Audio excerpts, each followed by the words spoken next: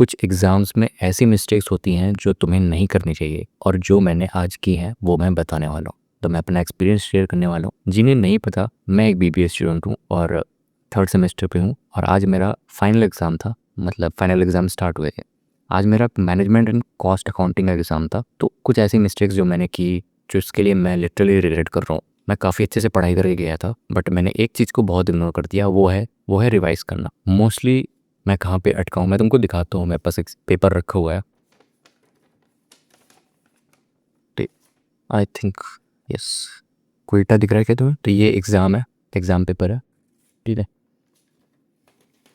तो मैंने क्या गलतियाँ की, थ्योरीज़ मैंने पढ़ ली थी, न्यूमेरिकल्स भी लगाए थे और मैं काफ़ी कॉन्फिडेंस था कि मैं कर लूँगा, क्योंकि इतना कोई डिफ़िकल्ट होता नहीं है ये सब एग्ज़ाम। और लिटरली एग्ज़ाम देख के मैं बता रहा हूँ, बिल्कुल भी डिफ़िकल्ट नहीं था। ख़राब क्यों गया मेरा एग्ज़ाम, उसका रीज़न सिर्फ मैं हूँ, मैंने रिवाइज़ नहीं किया फ़ॉर्मूलाज़ को। जो भी न्यूमेरिकल में यूज़ होने वाले फ़ॉर्मूला होते हैं, उनको मैंने रिवाइज़ नहीं किया। जब मैं एग्ज़ाम में बैठा, जब मैंने क्वेश्चंस पढ़े, आई वाज़ लाइक वाओ! ये तो सारे क्वेश्चंस ईज़ी हैं, मैं तो कर लूँगा ईज़ी। एंड जैसे ही मैं करने बैठा, I forgot the formulas and एक बार मुझे थोड़ा याद भी आया एंड मैंने उसको किया भी, मतलब अपने माइंड में, like it's kind of something 4000 into 200 it's going to be 8 lakh. मेरे दिमाग में था कि 8 लाख आंसर आएगा, but I was in doubt because मुझे फॉर्मूला याद ही नहीं था, मैं भूल गया था, तो मैं श्योर नहीं था, इसलिए मैंने उसको लीव कर दिया।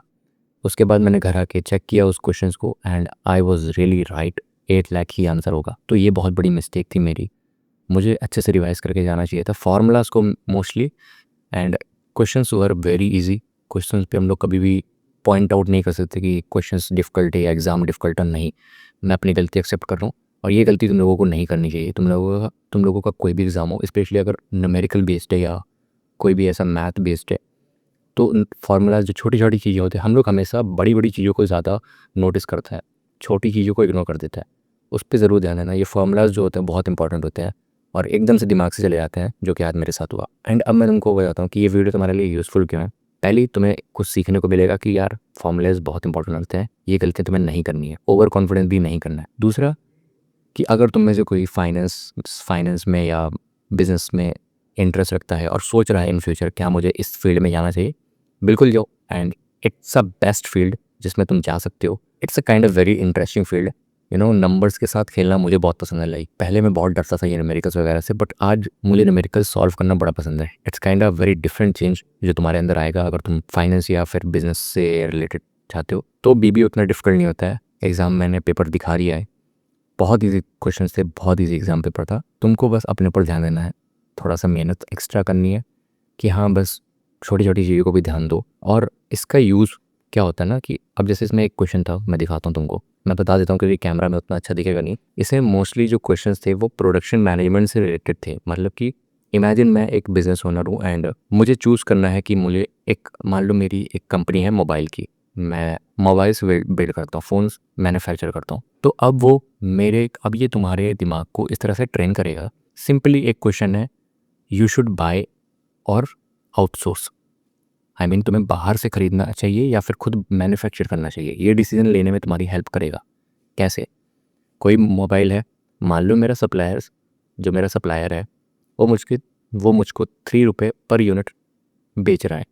वहीं पे मैन्युफैक्चर करने पे जब मैंने एनालाइज़ किया तो मुझे 2 rupees per unit manufacture cost लग रही है। इट मीन्स कि 1 रुपये का मेरे को प्रॉफिट हो रहा है। तो मैं कहाँ पे जाऊँगा? मैं मैन्युफैक्चर में जाऊँगा। ये सब चीज़ें तुम्हारी लाइफ में बहुत काम आएगी। यही मैं कहता हूँ, जो फिज़िक्स, केमिस्ट्री, जो बायोलॉजी चीज़ें हैं ना, जो हम लोग स्कूल्स में पढ़ते हैं, वो इतनी लाइफ में काम नहीं आती। अनलेस कि तुम कोई साइंटिस्ट हो, तुम कोई इंजीनियर हो, तो कहीं न कहीं काम आ जाएँगी। तुम डॉक्टर हो तो काम आ जाएगी। But in real life business कर रहे हो या जॉब कर रहे हो या तुम अकाउंटेंट हो या कुछ भी नहीं कर रहे हो, तो तुम्हें बस तुम्हें अपनी लाइफ के डिसीजंस भी लेने हैं, तो भी तुम्हारे लिए बहुत हेल्पफुल होंगी ये सब चीज़ें, ये सारे न्यूमेरिकल्स, ये सारी स्टडी। तो अगर तुम सोच रहे हो कि ये फील्ड तुम्हारे लिए ख़राब हो सकती है, कोई फ़ायदा नहीं है, आई नो जॉब थोड़ी कम मिलती है बीबीए से, बट जॉब को साइड रख के देखो, तुम्हें नॉलेज बहुत ज़्यादा मिलेगी। ये मैं अपना एक्सपीरियंस बता रहा हूँ। आज मैंने कॉस्ट एंड अकाउंटिंग से रिलेटेड एग्ज़ाम का मैंने अपना एक एक्सपीरियंस शेयर किया, नॉलेज शेयर किया। ऐसे ही आने वाले जो भी एग्ज़ाम्स होंगे उनके बारे में भी मैं शेयर करूँगा। आज के लिए बस इतना ही। I will see you in the next video. Thank you so much.